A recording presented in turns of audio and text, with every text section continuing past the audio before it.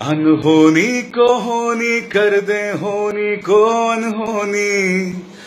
एक जगह जब जमा हो तीनों, संबित, निर्मला, जेटली। अब आप ये सोच रहे होंगे कि भैया अमर अकबर एंथनी में संबित पात्रा, निर्मला सीतारमन और अरुण जेटली कहां से आ गए? फर्स्ट ऑफ ऑल माफी चाहूंगा अमर अकबर एंथनी से। मनमोहन देसाई साहब, आप स्वर्ग में जहां भी हूं, अभी से आपसे माफी मांग रहा हूं। वो माफी मैं आपसे इसलिए मांग रहा हूं क्योंकि अमर अकबर एंथनी जो है ना, वो मेरी फेवरेट फिल्म्स में से एक है। और मैंने अमर अकबर एंथनी की जगह संबित पात्रा, निर्मला सीतारमन और अरुण जेटली को डाल दिया है। ठीक है, मैं आपको बताता हूं मैं क्यों कह रहा हूं। क्योंकि इन तीनों ने जो बातें कही हैं रफाल मामले में, वो वाकई अब तो हंसी भी नहीं आती है। क्या करूं मैं? जैसे संबित पात्रा को लीजिए।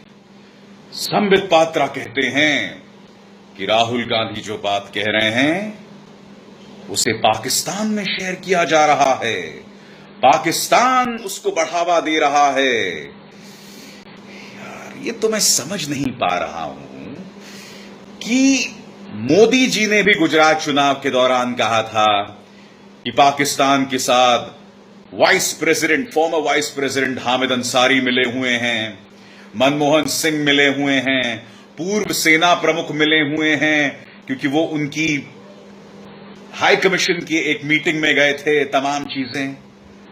अरे भैया, तो इन देशद्रोहियों को तुमने गिरफ्तार क्यों नहीं किया? कहां गया वो 56 इंच का सीना? आखिर ये देश के गद्दार हमारे देश में मौजूद क्यों हैं? अब संबित पात्रा भी वही बात कह रहे हैं। संबित पात्रा कह रहे हैं कि पाकिस्तान जो है वो राहुल गांधी की बात को शेयर कर रहा है।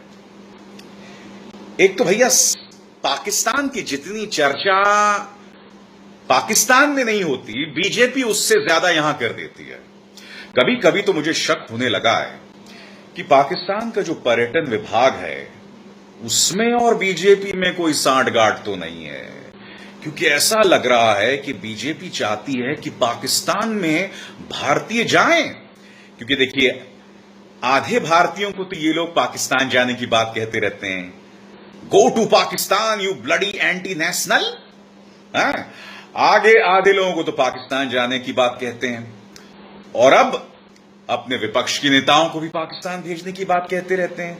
मुझे तो लगता है कि ये लोग चाहते हैं कि पाकिस्तान का पर्यटन बढ़े, लिहाजा इस बात की जांच होनी चाहिए कि पर्दे के पीछे पाकिस्तानी पर्यटन मंत्रालय और बीजेपी में कोई सांठगांठ तो नहीं है। अरे भैया, मजाक कर रहा हूं, सीरियसली मत लेना। पता चला मेरी इस बात पर बीजेपी मुझ पर ही मानहानि का मुकदमा भेज दे। खैर, अब आते हैं अरुण जेटली पे।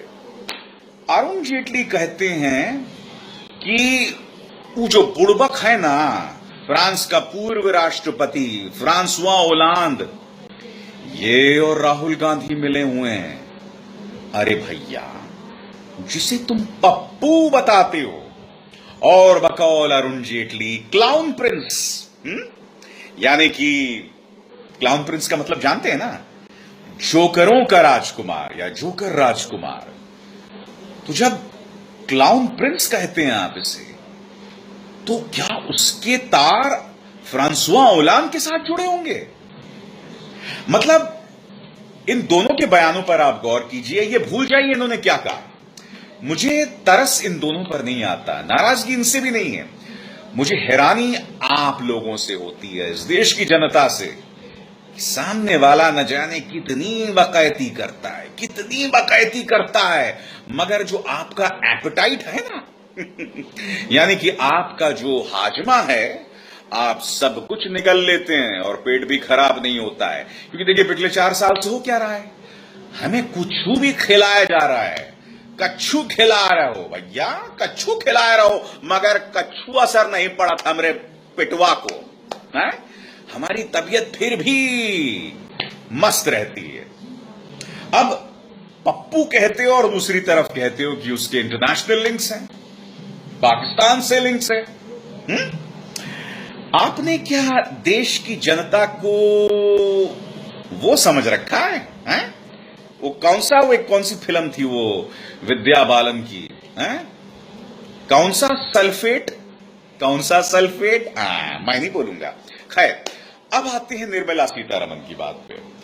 निर्मला सीतारमन ने हाल ही में इंडियन वुमेन्स प्रेस क्लब में एक प्रेस कॉन्फ्रेंस किया और 2 फ्रांसीसी पत्रकारों को बाहर निकाल दिया। भैया, हमारा देश एक प्रजातंत्र है कि नहीं? प्रजातंत्र है या उसे भी साफ कर दोगे? अब आप फ्रांस के 2 पत्रकारों को बाहर निकाल रहे हो प्रेस कॉन्फ्रेंस से। हालांकि ये बैकग्राउंड प्रेस कॉन्फ्रेंस थी, यानी कि ऑन रिकॉर्ड प्रेस कॉन्फ्रेंस नहीं थी, मगर निकालने का क्या तुक है? क्या इसलिए कि एक फ्रांसीसी पोर्टल ने आपकी हकीकत को जो है निकाल दिया? मगर याद रखिएगा निर्मला जी, ये जो पब्लिक है ये सब जानती है पब्लिक है। जितना छुपाएंगे उतनी बात बाहर आएगी, बात निकलेगी तो फिर दूर तलक जाएगी। जी हां, बात निकलेगी तो दूर तलक जाएगी और छिपाने से कुछ नहीं होगा। छिपाने के लिए बेशक आप चाहें तो अपनी पसंदीदा गोदी मीडिया का भी इस्तेमाल कर लें, मगर उससे कछु नहीं होने वाला भैया, हम बताते क्या है। अब अमर अकबर एंथोनी आप लोगों में से जिन लोगों ने देखी है, तो अमर अकबर एंथोनी में ये 3 पात्र तो हैं, एक और पात्र था मुकरी, जिनका नाम फिल्म के अंदर तैयब अली था। वो गाना याद है ना आपका? तैयब अली प्यार का दुश्मन हाय हाय, मेरी जान का दुश्मन हाय हाय हाय हाय, लड़का और लड़की राजी फिर भी ना माने काजी। तो तैयब अली वाला कैरेक्टर था एक मुकरी कॉमेडियन, लड़की का बाप। और लड़की का बाप कौन है आप कहेंगे इस पूरे रफाल मामले में? लड़की का बाप है मीडिया, जो पहले तो फ्रांसुआ ओलांद की इस बात को ठीक से दिखाता ही नहीं है। यानी कि जब फ्रांसुआ ओलांद ने वो इंटरव्यू दिया, उसके बाद भैया कई पत्रकारों के तो ताले लग गए, जिप, एकदम जिप हो गया, कुछ कह ही नहीं रहे हैं। उसके बाद एएफपी को एक इंटरव्यू दिखाया गया जिसमें यह दावा किया कि फ्रांसुआ ओलांद ने यू टर्न ले लिया है। और यह क्या कहा गया कि उन्होंने कहा कि वो नहीं जानते कि रिलायंस पर या डसॉल्ट पर दबाव डाला गया कि नहीं, और इससे यू टर्न बताया गया, जबकि यह बात बिल्कुल गलत थी। एएफपी के उस इंटरव्यू को फिर से पढ़िए मित्रों। क्या आप जानते हैं कि उस इंटरव्यू में क्या लिखा है? उस इंटरव्यू में वही बात लिखी है कि भारत सरकार की तरफ से हम पर दबाव था रिलायंस के साथ जो है जाने का, यानी कि सुन साहिबा सुन, रिलायंस को सुन। तो वो दबाव तो था, वो बात उन्होंने एएफपी में कही है। फिर उनसे यह सवाल पूछा गया कि भैया ये बताओ कि क्या रिलायंस और डसॉल्ट पर भी दबाव था? यह सवाल था।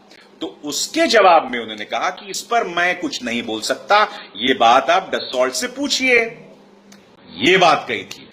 मगर हमारे मुकरी यानी कि गोदी मीडिया ने क्या स्पिन दिया? उन्होंने ये स्पिन दिया कि फ्रांसुआ ओलांद बुड़बक जो है उसने यू टर्न मार लिया है।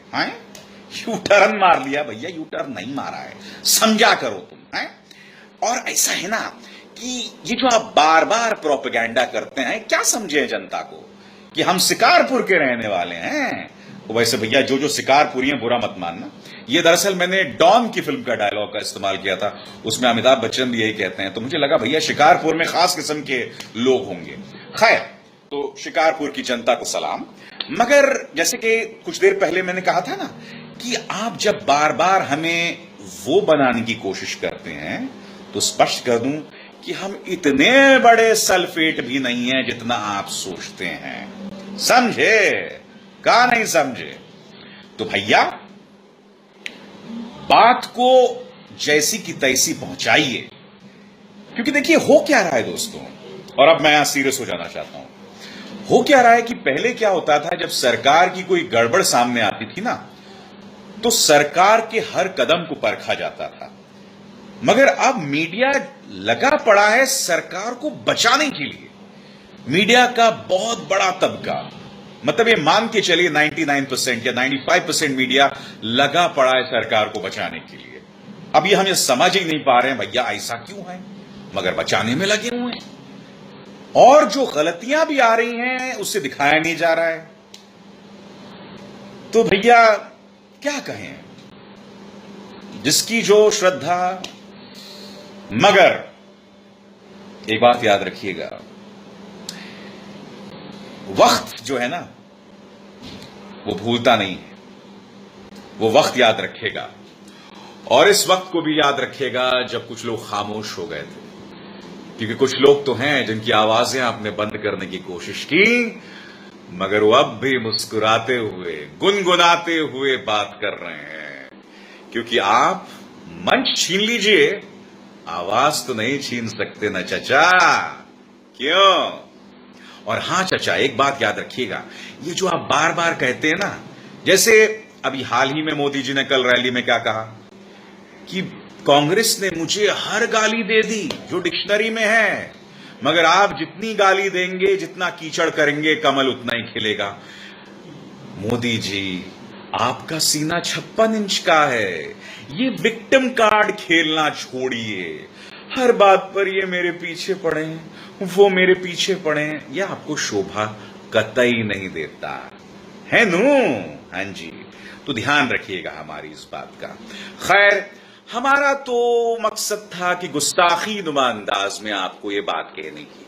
आपको ना समझ आए तो ना समझ आए, हम तो कहते रहेंगे, क्योंकि हम तो वो है ना, गुड नाइट है। नेशनल दस्तक की आपसे गुजारिश है कि अगर इसको बचाना चाहते हैं तो नेशनल दस्तक को सब्सक्राइब करने के लिए रेड कलर के सब्सक्राइब बटन को दबाएं, फिर बेल आइकन की घंटी दबाएं। नेशनल दस्तक को बचाने के लिए बहुत जरूरी है कि हर खबर को शेयर करें, लाइक करें, कमेंट जरूर करें।